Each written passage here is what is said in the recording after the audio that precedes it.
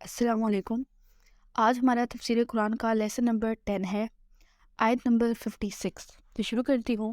اعوذ باللہ من الشیطان الرجیم، بسم اللہ الرحمن الرحیم، ثم بعثناکم من بعد موتکم لعلکم تشکرون۔ ترجمہ: لیکن پھر اس لیے کہ تم شکر گزاری کرو، اس موت کے بعد بھی ہم نے تمہیں زندہ کر دیا۔ جیسے کہ اوپر بتایا تھا کہ ان پر اللہ تعالیٰ کا جب انہوں نے حضرت موسیٰ علیہ السلام سے کہا کہ ہم بھی اس رب کو دیکھنا چاہتے ہیں تب ہم تمہاری بات مانیں گے، تو اس عطاب کے طور پر ان پر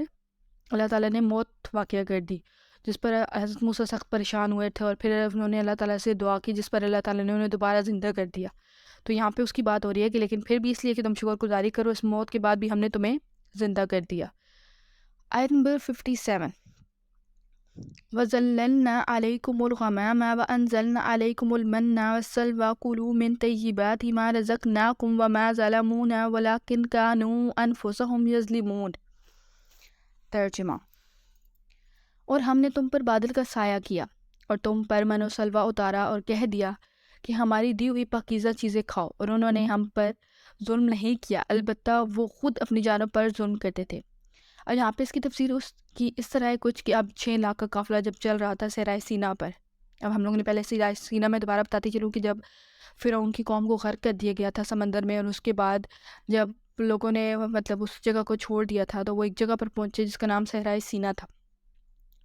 تو وہاں پر جب وہ 6 لاکھ کا قافلہ وہاں پر جب چل رہا تھا تو وہاں پر کوئی ظاہر سی بات ہے صحرا ہے، تو وہاں پر کوئی سایہ نہیں تھا، دھوپ کی تپش تھی بہت زیادہ، تو ان پر اللہ تعالیٰ کا فضل ہوا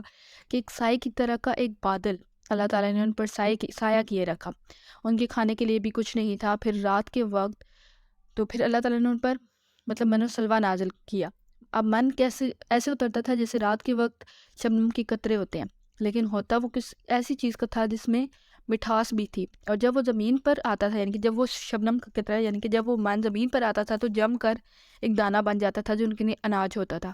اور سلوہ ایک خاص قسم کا پرندہ تھا، بٹیر کی شکل کا، جو بے پناہ بڑی تعداد میں اور بڑے بڑے جھنڈ میں آتے تھے شام کے وقت، اور جہاں ان کا ڈیرا تھا یعنی کہ وہاں پہ وہ پرندے اترتے تھے، رات کی تاریکی میں یہ لوگ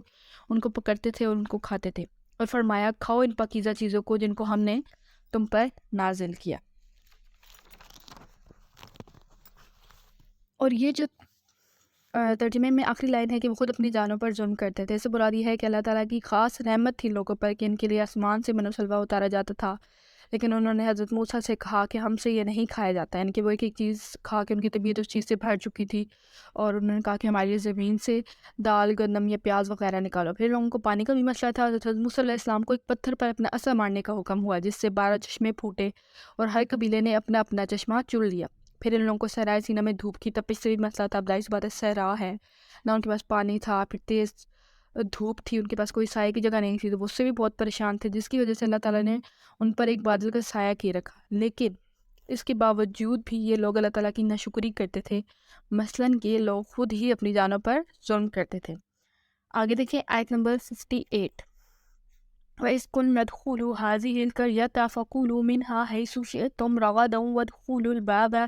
سُجَّدًا وَقُولُوا حِطَّةٌ نَغْفِرْ لَكُمْ خَطَايَاكُمْ وَسَنَزِيدُ الْمُحْسِنِينَ۔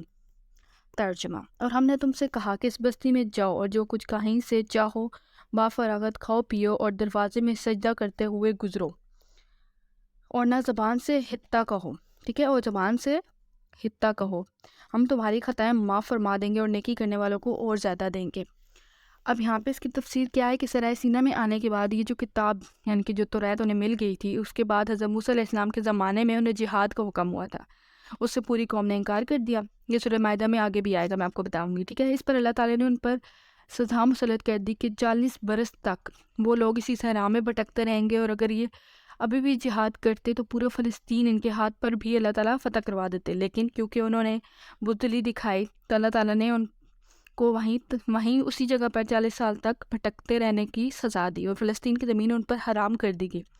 اس 40 سال کے عرصے میں حضرت موسیٰ علیہ السلام کا بھی انتقال ہو گیا، اور حضرت ہارون علیہ السلام کا بھی۔ اس عرصے میں ایک نئی نسل پیدا ہوئی، وہ والی نسل جو غلامی کا داغ اٹھائے ہوئے مصر سے آئی تھی، ٹھیک ہے، جن کے اندر جو مورل کریکٹر ہے وہ بہت کمزور ہو جاتا ہے غلامی کی وجہ سے، غلامی کا اثر ہوتا ہے یہ، اور وہ پوری نسل تو ختم ہو گئی۔ اب اس 40 سال کے عرصے میں ایک نئی نسل پیدا ہوئی جو صحرا میں ہی پلے بڑے تھے۔ ان میں اب ایک جذبہ تھا، حضرت موسیٰ علیہ السلام کے جو خلیفہ تھے یوشع ابن نون، ٹھیک ہے، ان کو توریت میں ان کا نام ہے جوشوا۔ ان کی سرکردگی میں اب بنی اسرائیل نے کی جو بنی اسرائیل کی اب یہ نئی نسل تھی، انہوں نے جنگ کی، اور جو پہلا شہر فتح ہوا اس کا نام تھا اریحا۔ ٹھیک ہے، اریحا اس شہر کا پرانا نام ہے۔ جو بنی اسرائیل کی جو یہ نئی نسل تھی، انہوں نے جب جہاد کیا یا جب جنگ کی تو انہوں نے جو سب سے پہلا شہر فتح کیا اس کا نام اریحا تھا۔ اس فتح کا تذکرہ ہی ہو رہا ہے یہاں پہ کہ یاد کرو جب ہم نے تم سے کہا تھا کہ اس بستی اور اس شہر میں داخل ہو جاؤ فاتحانہ طور پر، اور پھر جو کچھ یہاں ہے جو نعمتیں ہیں ان سے فائدہ حاصل کرو، کھاؤ پیو، لیکن داخل ہونا سجدہ کرتے ہوئے۔ اب یہاں پہ سجدہ کرتے ہوئے اسے مراد ہے کہ جھک کر، ایسا نہ ہو کہ تکبر کی وجہ سے تمہاری گردنیں اکڑ گئیں، گردنیں جھکا کر اس شہر میں داخل ہونا اور اللہ کا احسان ماننا، یہ نہ سمجھنا کہ یہ فتح تم نے حاصل کی ہے۔ اور اس کی تفسیر میں جو ہمیں اصل جو اس کی تفسیر نظر آتی ہے آپ صلی اللہ علیہ وآلہ وسلم کی شخصیت میں ہے کہ جب فتح مکہ کے موقع پر آپ صلی اللہ علیہ وآلہ وسلم مکہ میں داخل ہوئے تو وہ جس سواری پر سوار تھے آپ صلی اللہ علیہ وسلم، تو وہ ایسے بیٹھے ہوئے تھے کہ آپ کی پیشانی اس جانور کی یا اس سواری کی گردن کے ساتھ جڑی ہوئی تھی۔ اور حالانکہ یہی وقت ہوتا ہے کہ جب انسان کسی جگہ کو یا کسی مقام کو فتح کر لیتا ہے تو بندہ تکبر میں آ جاتا ہے، جب وہ فاتح کی حیثیت میں آتا ہے، لیکن بندے مومن کے لیے یہی وقت تواضع کا ہوتا ہے، یعنی کہ جھکنے کا ہوتا ہے۔ اب یہاں پہ آیت میں اوپر جو بات ہوئی ہے ہتتن کا مطلب ہوتا ہے کہ جھاڑ دینا۔ اللہ تعالیٰ نے کہا کہ تم لوگ اپنے گناہوں کی مجھ سے معافی مانگنا تو میں تم لوگوں کو معاف کر دوں گا، کہ اے اللہ ہمارے گناہ جھاڑ دے اور ہماری مغفرت فرما اور ہمیں معاف فرما دے۔ تمہاری زبان پر استغفار ہونا چاہیے، تمہاری گردنیں جھکی ہونی چاہیے، شاید میں اللہ تعالیٰ نے یہ فرمایا اگر تم اس پر عمل کرو گے تو تمہاری خطائیں معاف فرما دیں گے اللہ تعالیٰ، اور جو تم میں محسن ہوں گے یعنی کہ نیکی کرنے والے ہوں گے اللہ تعالیٰ انہیں اور زیادہ دیں گے اور انہیں ان پر اپنے انعام و کرام اور زیادہ بڑھا دیں گے۔ آگے دیکھیں آیت نمبر 59، فَبَدَّلَ الَّذِينَ ظَلَمُوا قَوْلًا غَيْرَ الَّذِي قِيلَ لَهُمْ فَأَنزَلْنَا عَلَى الَّذِينَ ظَلَمُوا رِجْزًا مِّنَ السَّمَاءِ بِمَا كَانُوا يَفْسُقُونَ۔ ترجمہ، تم میں سے جو ظالم تھے یعنی کہ جو بدکردار تھے، انہوں نے اس بات کو جو ان سے کہی گئی تھی بدل ڈالے، ہم نے بھی ان ظالموں پر ان کے فسق اور نافرمانی کی وجہ سے آسمانی عذاب نازل کیا۔ اب اس میں کون سی بات ہو رہی ہے کہ انہوں نے کون سی بات کو بدل دیا؟ کیونکہ اللہ تعالیٰ نے ان سے کہا تھا کہ تم لوگ جب دروازے سے داخل ہوگے یعنی کہ جب تم لوگ فتح حاصل کر لوگے تو ہتا بولتے ہوئے جانے تک، مطلب ہے یعنی کہ مغفرت اپنی معافی، اپنے گناہوں کی معافی مانگتے ہوئے اندر جانا، تو انہوں نے اس لفظ کو ہی بدل دیا۔ انہوں نے کیا کہنا شروع کر دیا؟ ہنتتن۔ اب ہنتتن کا مطلب ہوتا ہے کہ معافی مانگتے ہوئے یا مغفرت مانگتے ہوئے۔ اب ہنتتن انہوں نے کہنا شروع کر دیا یعنی کہ ہمیں تو گیہوں چاہیے۔ یہ بعد میں بھی آ جائے گا کہ اگلے رکوع میں نا، تو میں آپ کو تفصیل سے بتاؤں گی۔ تو یہاں پہ کیا تھا کہ بنو سلوہ سے ان کی طبیعتیں بھر گئی تھیں ایک ہی چیز کھا کر۔ اب وہ کہہ رہے تھے کہ کوئی چیز انہیں زمین کی پیداوار میں سے ملے، تو گویا مذاق اڑاتے ہوئے جا رہے تھے، انہوں نے ہتتن کے بجائے ہنتتن کہنا شروع کر دیا۔ تو جن لوگوں نے یہ حرکت کی تھی ان پر ہم نے آسمان سے ایک بہت بڑا عذاب نازل کیا۔ ٹھیک ہے، تو روایت سے معلوم ہوتا ہے کہ طاعون کی بیماری آئی، یعنی کہ ان لوگوں پر جنہوں نے اللہ تعالیٰ نے انہیں کچھ فرمایا تھا اور انہوں نے اس چیز کو خود سے ہی بدل دیا، تو جن لوگوں نے یہ حرکت کی ان پر اللہ تعالیٰ نے عذاب نازل کیا طاعون کی شکل میں۔ طاعون ایک بیماری ہے، وہ ان لوگوں پر آئی اور جنہوں نے یہ حرکت کی تھی وہ سب کے سب ہلاک ہو گئے اس فرمانے کی وجہ سے جو انہوں نے کی۔ آج اتنا ہی، آیت نمبر 59 تک ہی ہم کریں گے۔ اللہ حافظ۔